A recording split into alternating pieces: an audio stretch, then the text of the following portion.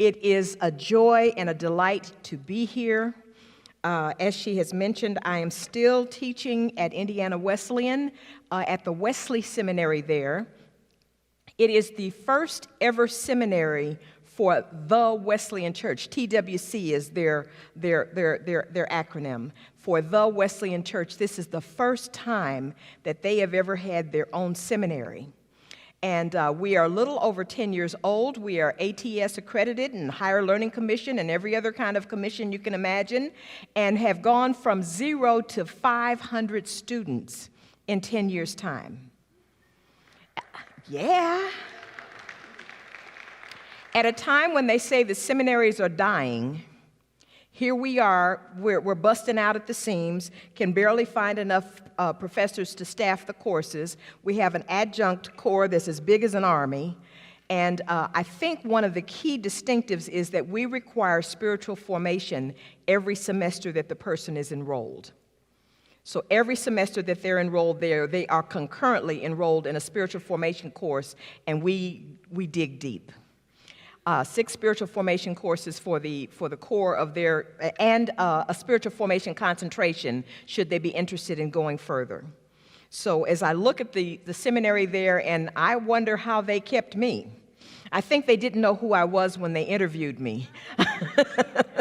It's quite possible. But we are growing in grace together. I bring you greetings from my husband, whom some of you met just a few weeks ago, and he is still glowing with the love and the hospitality that you all showed him. Clergy married to clergy, it's always difficult because we don't get to travel together all the time, but then we come back and we bring a good report. I would like to begin our time together with a gathering congregational prayer. I'm still basking in the music that was here. And if they had gone one more song, I wasn't going to be fit to, stand up for this plenary. I would like for us to go to the next slide if we could. And those of you who are able, stand, and those who are not, stand in spirit.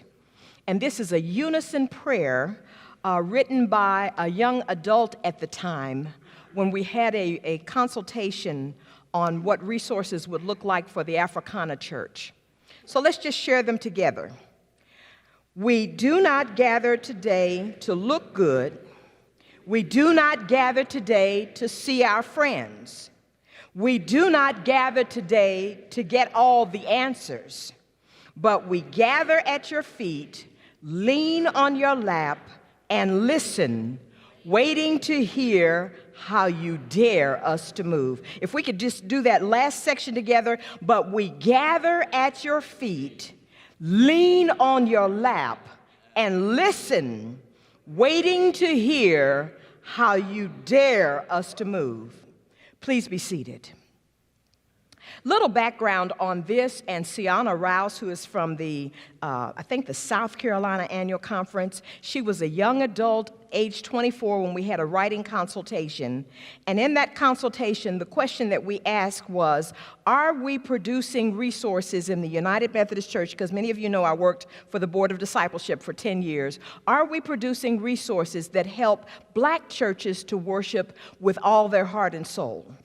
And it was a contextual resource project that we had embarked on, and this is one of the first pieces. Well, the participants roared back, no, because we don't get to say these things to God, these things that are really on our mind. And so our convener, who happens to be a Hebrew Bible professor, she is now the dean at Methodist, which is another of our seminaries, and she's a slam performance poet. Yeah, I just figure Hebrew Bible and slam poet on top of all of that. She gave us pads and pencils, sent us off to our own little writing corners, and said, come back here and tell me what you need to gather. Well, the 24-year-old that was in the midst, one of the young adults that had been invited because she was young adult and because she showed promise, she wrote this piece. And we thought, when we got it back and we looked at it, we were amazed at the theology that was wrapped up in this piece. Because first of all, she hit all the hot buttons that make people not want to come to church. We didn't come here to look good. And we didn't come here to see our friends. I've been to so many churches, traveling across the connection. You go church after church, and you want to feel what the congregation is like. And at the end of service, they're all running to their own respective little clutches of people and clucking with one another and talking and hugging and slapping themselves on their back. And the visitors walk right out the door. And no one ever shakes their hands or even say, "We're glad you were here. Will you come again?" We didn't gather to see our friends. Do that some other time, We didn't gather today to get all the answers. Some people think that whoever stands behind the sacred desk ought to tell me everything and how to do it. No. All we do is equip you to make those decisions yourselves. We can't give you all the answers. Life is more complex than it has ever been. But this is the thing that we thought was heavy theological. First, she hit us, the older folks in the church. First, she hit us. But then she said, this is why we come to church. We gather at your feet and we lean on your lap so that we can listen. Now, it's not just, I need a hug. This is not where she's going. She said, and we're going to wait to hear how you dare us to move. I thought it was so astute that a 24-year-old woman, child of the church, understood that we are left as a visible witness in this world, and there's some movement involved in there. There's movement outside the walls, outside the doors, outside the comfort zone, waiting to hear how you dare us to move. Now I'm pretty old. I'm retirement age. I'll be 69 this year. And I remember those years, I dare you. I dare you. No, I double dog dare you. Y'all remember that? Somebody remembers double dog dare you. God double dog dares you to do something different. Something different. They say the definition of insanity is to keep doing the same thing over and over again and expecting a different result. We out of our minds because we keep doing the same things over and over again, expecting different results. Could we go to the next slide, please? And I need my glasses to read it. So I asked God, I said, Lord, what do I need? What do I need here to what do I need here to say to your people? What kinds of things need to be said? I don't have all of that on my slide. Something happened to it. So I'm going to read it from up here. Then they came to Jerusalem, and he entered the temple and began to drive out those who were selling and those who were buying in the temple. And he overturned the tables of the money changers and the seats of those who sold doves. And he would not allow anyone to carry anything through the temple. He was teaching and saying, "Is it not written, my house shall be called a house of prayer for all the nations, but you have made it a den of robbers"? And when the chief priests and the scribes heard it, they kept looking for a way to kill him, for they were afraid of him because the whole crowd was spellbound by his teaching. The word of God for the people of God.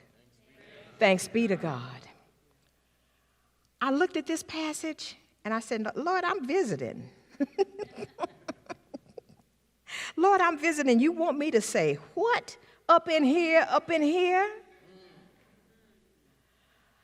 And then I decided, okay, as I do when I'm speaking or preaching or doing whatever, let's go research this project. So the first thing I did, since I spent so much time with the Revised Common Lectionary work at the board, I said, let's go see where this was in the lectionary. Could not find it. It's in Matthew, Mark, Luke, and John, but it wasn't in the lectionary. And I thought, oh, we don't want to talk about this. So that was all the cue, then I must talk about this. Because if it's in Matthew, Mark, Luke, and John, the gospel writers saw fit to repeat this thing again and again in different ways of talking about it with different little details added. You know, the synoptics are seeing with multiple eyes. That's what the synoptic gospels are about. And even John, who rarely repeated what the others had to say, he brought it in too. So he is coming into the temple. And, you know, Jesus was not really known for being known for fits of anger and outbursts, you know. Every now and then he'd call the scribes, Pharisees, hypocrites. That's about as bad as it got. But this time, he started doing damage and turning over property. And so you're wondering, what was it that made Jesus so mad? When we usually study this passage, we look at the disruptiveness of the event. And I remember I went to a Bible college. When I got my call to ministry, I was living in San Antonio, Texas. And down there in San Antonio, Texas, I heard a very specific word from the Lord telling me to go and study because my degree is from Northwestern in English literature. I had no degree in Bible. So I went to a Bible college that was nearby for 45 semester hours before I went to seminary because I didn't want to be the only one in seminary who didn't know what they were talking about. I know. If I had only known, if I had only known. And so we had a New Testament professor by the name of David Coote.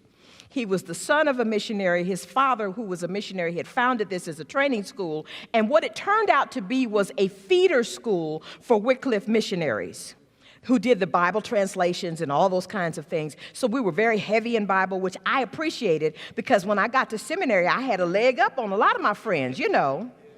So here we are, and we took Life of Christ. And we took it for 2 semesters, and it was a 5-credit-hour course, which meant that it met every single day. So I can tell you about some Jesus now.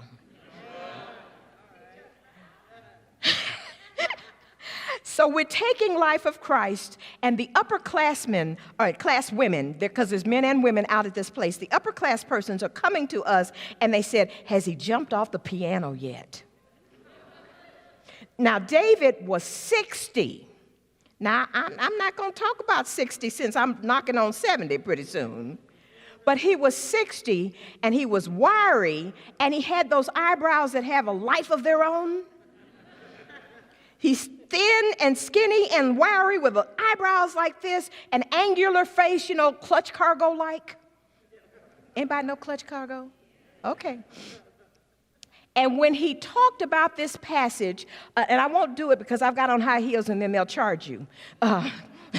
But he went to the bench over here, running, took his belt off and was waving it in the air, and step, step, step, and then leaping off of the back of the grand piano, he started whipping things and beating things and turning things over, so that we could get it in our spirit just how deeply God felt about this thing. Now, we focus on den of robbers instead of a house of prayer. We focus on that often when we're looking at the passage. But what was it that he was so angry about? Where were those who were selling doves and exchanging money? Because you could not pay your temple tax with Gentile money. You had to pay it with the money of the Israelites. And so if you had been living out in the outlying district and you were coming in to pay your temple tax and to worship at the temple and do all these other things, you couldn't bring that foreign money up in here. You had to come and, for a small fee, exchange your money so that you could pay in the proper currency. And then those who wanted to bring their sacrifices, if you're coming for a long way and your sacrifice is a dove, that dove may die before you get here, making it an unfit sacrifice because it has to be killed on the spot in the sacrifice system. So, we just happen to have these doves for you. Okay, so I'm looking at, that's convenient. People making a little money on the side, but it's convenient. But where had they situated themselves? If you ever have studied the temple and the temple grounds and how it's put together, you've got the holiest place, you've got a holy place where the priest is doing most of the work, and then you've got all these different areas for different classes of people to stand. And so the place where the men were supposed to stand had not been bothered, but they came into the court of the women and the court of the Gentiles and set up all this commerce. And so they couldn't get in to pray.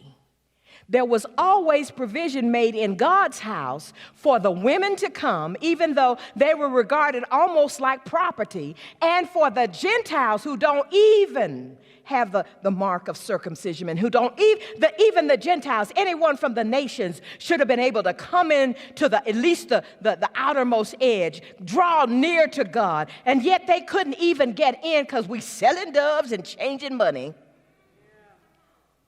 And Jesus said, the place where see all the people here? The place where these people should have been able to come, you have crowded it out with your money and your commerce and your convenience fees. And that's why he turned it all over and tore it all up and talked about folks and made such a fuss. And then one of the translations and one of the gospel writers, the scribes and the Pharisees, who are always about the rules, say, by what authority can you come in here and tear up like this?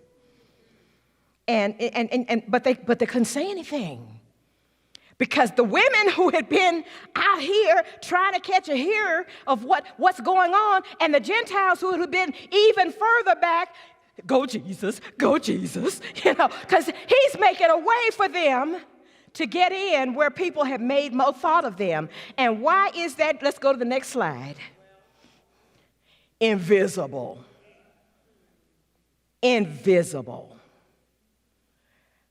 They couldn't see the women.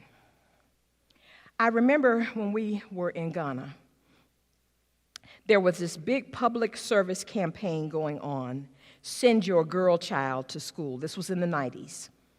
Send your girl child to school.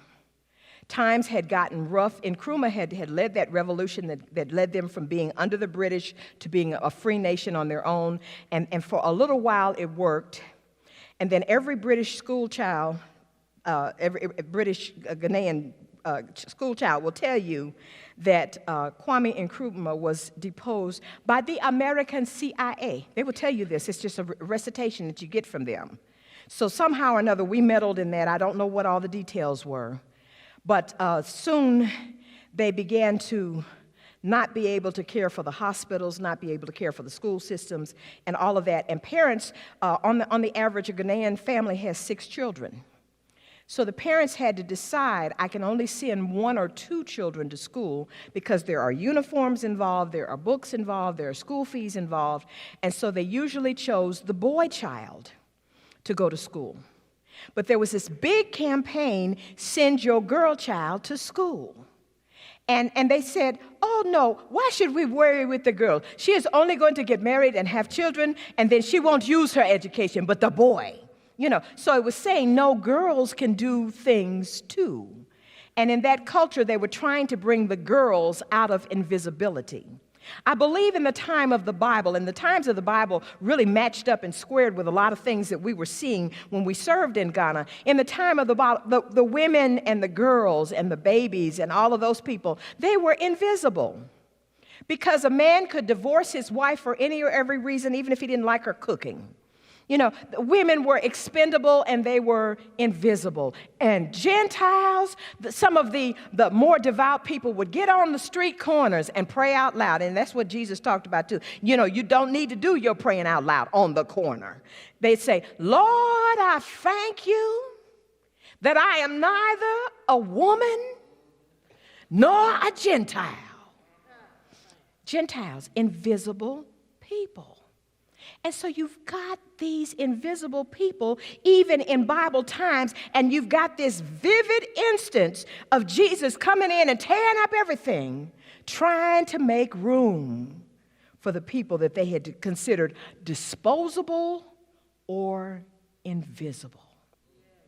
So it begs the question, Who else is invisible? If we could go to the next slide. Who else is invisible? Who else is invisible out there? One of the things I read as a literature major was The Invisible Man. And imagine reading that as an 18-year-old. Made an indelible impression upon me. A lot of the literature that I read at that time helped me understand human nature in a crash course sort of a way. But lots of people are invisible. There's a whole lot of folks that we don't see. When I preach about the woman bent over, I often preach that sermon bent over until we get to the exciting part where Jesus sets the woman free. Because I'm imagining a life of being unable to straighten out and yet being a human being and wanting fellowship and doing everything that I can to look up at you only to find that you're looking away because you don't want to see this. Who's invisible? Children. Remember that old adage, children should be seen and not heard? There's all these people that we have created invisible classes for. Now, let me just kind of peep my whole card right now. I am against sending the children out of worship because they might make some noise and disturb me. I'm against that. It teaches them that who they are is somehow unacceptable. Yeah. And I'm going to dig in that a little bit later, But it teaches them that who they are is somehow unacceptable to us.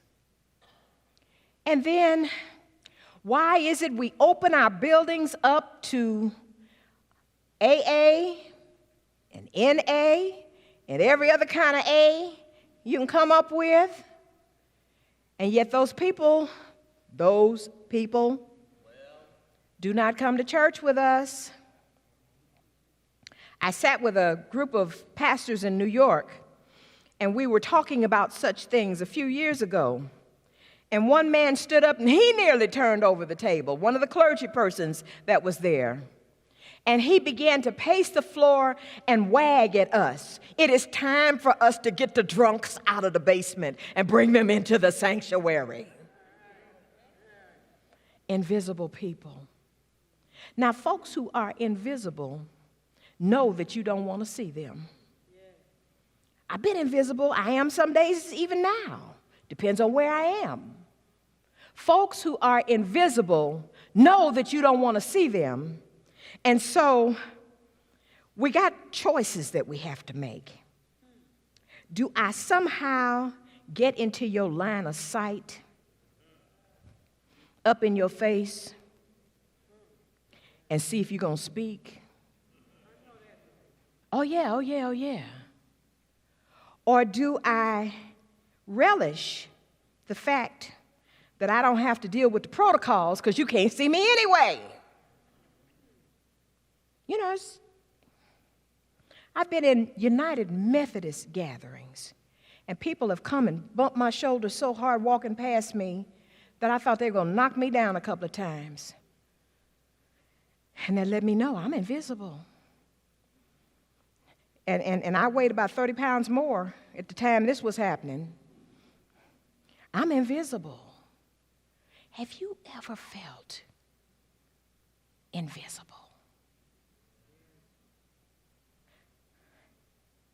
Here's the church. Here's the steeple. Open the door.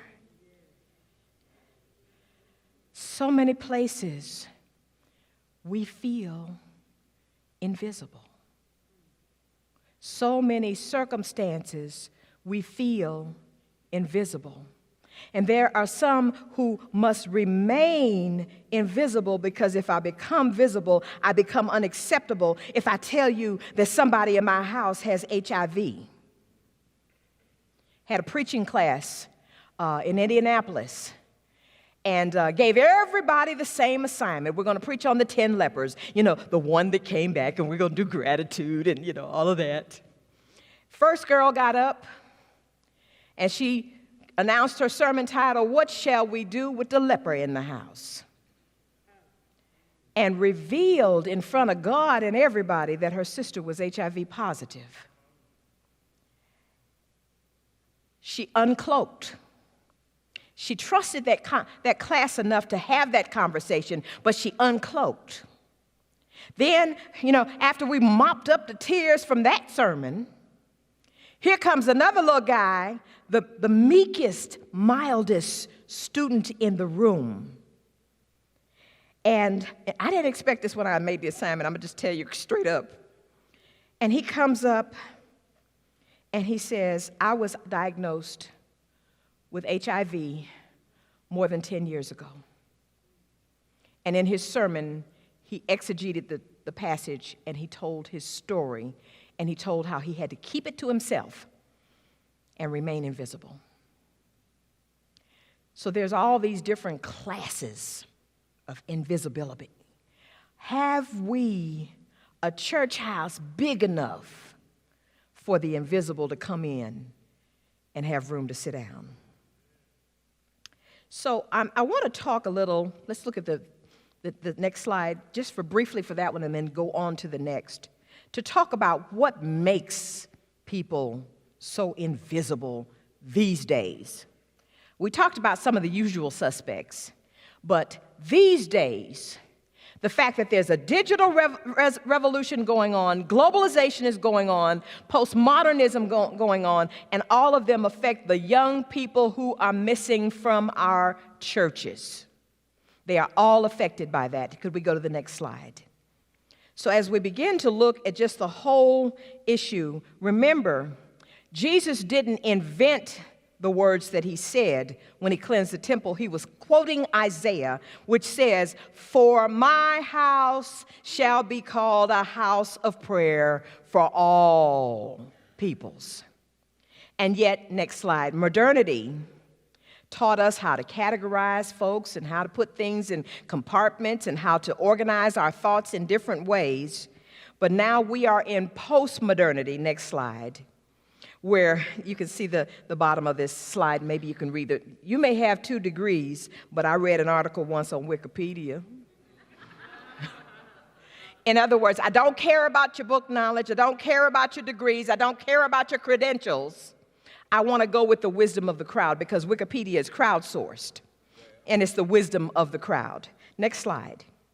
So now, just dabbling a little in generational theory, and when I have my breakout time, I want to spend a whole lot more energy talking about generational theory and how it affects the church.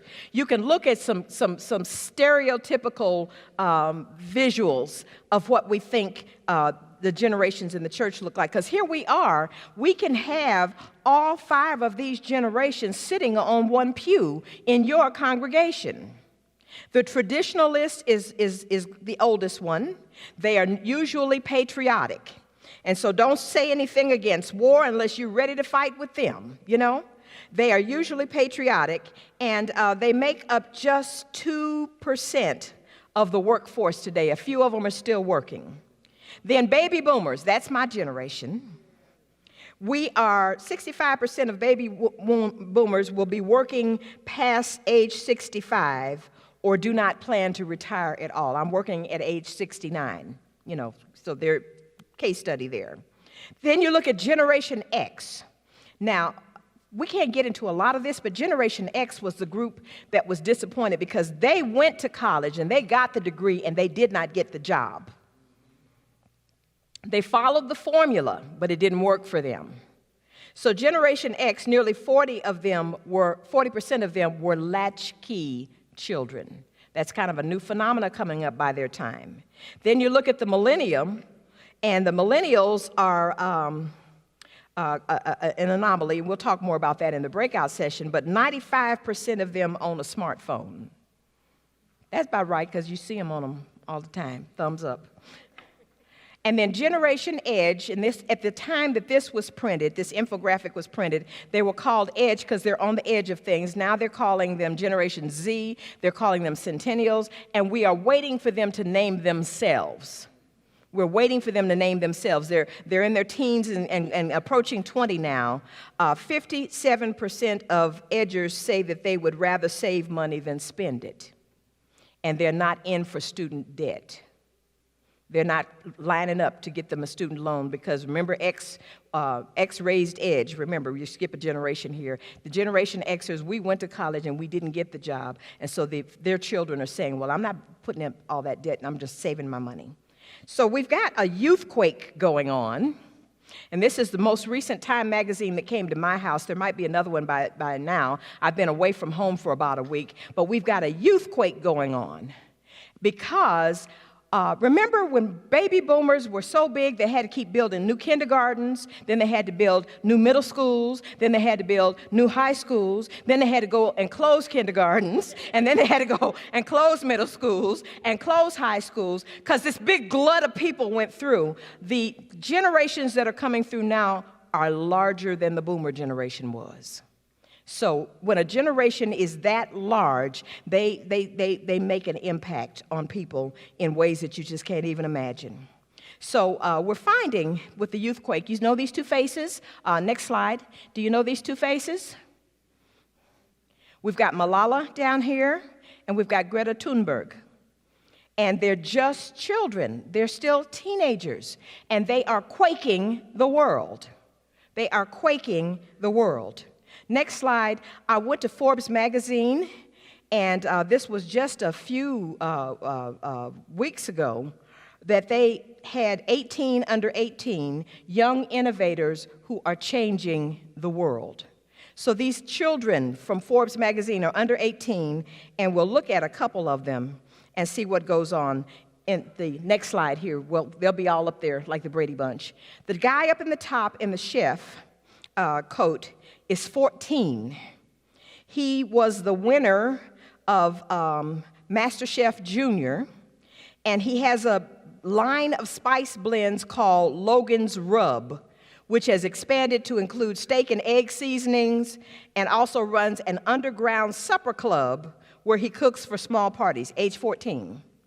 Next to him is Isabella, the lady with the cute dimples here. She's 14. She has a business called Love Your Skin. Natural skincare line for girls developed with botanical ingredients, includes body lotion, lip gloss, nail polish, moisturizers. Next to her, I hope you can see him well enough, is Mo Bridges, and he's got Mo's Bows. He does colorful handmade bow ties and men's accessories that are sold in various retail stores nationwide, including Bloomingdale's and Neiman Marcus. 14 years old. Next to him in the corner is a guy with a whole pile of tennis shoes, and his business is sneakerdon.com. Online sneaker resale marketplace caters to fans of high-end and exclusive, rare and limited sneakers, and this coming year he is estimated to bring in about $1 million in sales. On the bottom row, the little girl that's getting a hug, her name is Michaela Ulmer, and she's got a business called Me and the Bees. It's this lemonade that uses flaxseed and local honey as a sweetener, and her things can be found in Wegmans, if you know out East Coast, Wegmans, or Whole Foods. She's 11. Noah, down at the bottom, in the middle by the car, has a nanny business, and she's got a full-service child care agency, age 16, serving families in New York City and the Hamptons. And then at the corner here, Mihir Garimella, Firefly is a low-cost, intelligent drone for first responders that can enter and explore dangerous environments to find people who are trapped. He's sold dozens and hundreds and thousands of them to fire departments. He's 17 years old, and he's programmed the drones, and so what we're finding is that these young people are becoming entrepreneurial, and they are realizing no one's going to hand me a job. Getting a college degree won't necessarily get me a job. And so now, how do you, let's go to the next slide, structure the young adult ministries for children who are already making their way like that? How do we make room for children whose big job every day when they go to school is to stay alive and to learn how to run, hide, or fight should there be an active shooter situation? Next slide. The digital revolution has created spaces that we know not of. It has created spaces that we know nothing of. And a lot of people who would not feel comfortable in your church or my church, and I'm putting myself in this too, are going to church online with an avatar where they don't even have to reveal what they look like. They can just go in there and be themselves, sit in a room and look like a butterfly if they felt like it, and hear a real sermon. There are some congregations, churches the size of this church, that are planting congregations online. They have online ministers, and they are supported by the congregation, and their job is to tend online spaces. See all the people. Next slide. So we're finding that this digital revolution is catching us by surprise, because we still have people who are agricultural in our churches. You've got farmers, raise your hands. They're still in the agricultural. If you've got factory workers in your church, raise your hands. Still got factory workers, even though the factories are closing down in a lot of places. But do we have digital natives in our churches? The hands got real thin at this point because we don't know how to reach them yet. And then they say that the next iteration after this is to just do everything in the cloud where you don't even need a device, just a place to access it. So I thought this would be interesting and important for us. You know, most of the time we say, oh, I got a Facebook page. How many of your churches have a Facebook page? Let's look at how people are getting their information. Boomers go to Facebook. Boomers go to Facebook. Generation X, which is after them, they go to LinkedIn, I think it is. They tweet, and they go to Facebook. But look at what millennials do. Millennials go to Instagram. And if you get down to the Centennials or Generation Z, I had to go look up what the little symbols meant. Because Snapchat, you open it, and it disappears in 10 seconds. Yeah. So how are we trying to reach the people out there who are not, we can't see all the people. If you do Facebook, you're just going to get a bunch of old broke down boomers because everybody else has moved on. Next slide. For my house shall be called a house of prayer for all peoples. Next slide. We are looking at a globalization of Christianity. How much time do I have? Okay, about 5 more minutes. We can make it happen. We're looking at a globalization of Christianity. When we think of globalization, next slide, we usually think in these terms. Where is Nokia? Where is Coca-Cola? Where's the Colonel? You know, but the real globalization is taking place as a globalization of faith. Next slide. If you haven't read it already, I'm recommending The New Faces of Christianity by Philip Jenkins. It's about 10 years old by now, but The New Faces of Christianity will tell you, next slide, that Christianity is shifting its locus of importance and authority from Europe and the United States to other places. Just take a minute with this here. You're seeing that in 1900, Europe was pretty much where most of the world's Christians were. You look at the year 2000, Europe is still up there, but see where Latin America is just about almost as saturated with Christianity as Europe is. And you see that North America is still kind of hanging back down there, that where the fuchsia, line there. And look at Africa, which is red, and look at Asia, which is the bright green. Next slide. If we look at the regional distribution of Christians in 2010, you can see that the Americas are still kind of holding their own, but Europe and sub-Saharan Africa and Asia and the Pacific, there's some things going on there.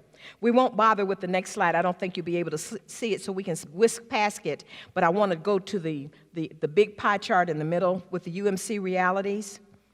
If we look at the UMC realities, this is from 2017. I called GCFA before I came here.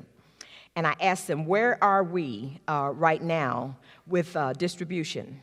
And you see the darker section is the jurisdictional conferences, which are the United States conferences, and the lighter section over there are our central conferences. In 2017, it looks pretty close to 50-50. And so we've got to pay attention to the fact that the numbers of Christians are shifting. I'm saying this here in a group of clergy and laity to indicate that the way we do theology will also be shifting. When theology was when the numbers were in Europe, the Europeans got to write the commentaries. But the numbers are going to other places, so we're going to see commentaries coming out of Asia and Latin America and coming out of Africa with as much authority as we've regarded Europe. Looking at the shift in language. Language is spoken in the United States. Next slide, 2019. I got this from a source. English is spoken by 231 million, Spanish by 41 million, Chinese by 3 million. Right now in 2019, from last year's figures, French and French Creole by 2 million Americans, and Tagalog. How many know where Tagalog comes from? Just a few of us from the Philippines. It's spoken by 1.6 million. Next slide. So if we had time, we'd take a quiz on what global Christianity is looking like and learn that the dominant language of Christianity right now is Spanish. Coming to a theater near you. I've got a couple of minutes left. We are being impacted, or shall I say blinded, by the digital revolution because the kids are out in the cloud somewhere. We're being blinded by postmodernism because the way we see authority is shifting now in postmodernism. And we're being blinded by globalization because we're not the top dog in the dog yard anymore. Africa has risen and taken its numbers almost equal to ours here in our own United Methodist Church. And millennials and Gen Z are seeing the world differently, and they're missing from most of your churches. If you have a vibrant ministry with millennials in it and with people from the next generation in it, just raise your hand or raise both your hands. All right. Are we able to see all the people? So there we've got Jesus again, trying to drive out the things that do not matter. Next slide. Trying to drive out the things that do not matter with his whip, turning over tables, upsetting the world, and with everybody wanting to kill him. You notice that in the bottom part of the scripture there. When you upset the world like that, people will want to kill you. Solutions, let's look at the light bulb just briefly. What kind of solutions can we come up with? Number one, let's go to the computer, next one. Abandon outdated assumptions. Facebook. Abandon outdated assumptions. Next slide. We are looking at a time when 18 to 29-year-olds are unaffiliated. Look at the numbers there. The 18 to 29-year-olds, 35% of them are unaffiliated with church of any kind. The 30 to 49-year-olds, 37% of them are unaffiliated. And then it goes down with the generations. And yet, next slide.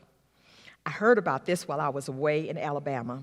I was serving on the leadership team for a retreat with a Franciscan nun, and she said, do you know about the nuns and the nuns? Harvard launched an initiative. You know about that initiative? Harvard launched an initiative and wanted the nuns, those who have no affiliation, and the nuns, N-U-N, maybe with or without a habit, to get together and see what they had in common. They identified three things: justice, ministry to the poor, and spirituality. Right now, they have men and women leaving their jobs, leaving their schooling, or whatever they are, and coming in and living in the convents with them to learn from them for 6 months at a time. And they're feeding them. They don't have to pay a thing. Just come, and we will teach you what we know about these 3 things. And it is changing the way the nuns, N-O-N-E, are looking at church. I want to stop there. If we could come up with ways to think outside the box, to think creatively, and to reach out to people who are missing. Some of us feel so ill-equipped. Some of us don't know how to work a smartphone. And others of us wonder, why you need all that stuff? Why can't we just do what we've been doing? Well, to do the same thing over and over again and expect different results, remember the definition, is insanity. The world has moved on. And there are so many people that we're not seeing and we're not reaching. Maybe there is no church or steeple that can hold these new generations. I'm hearing a lot of traction from public theology, which is in the pubs. Public theology is one of the groups called. I'm getting a lot of traction from people who are meeting in Starbucks. And we're finding that the house church movement and neo-monasticism is back on the rise with the younger generations. Are we ready? Are we equipped?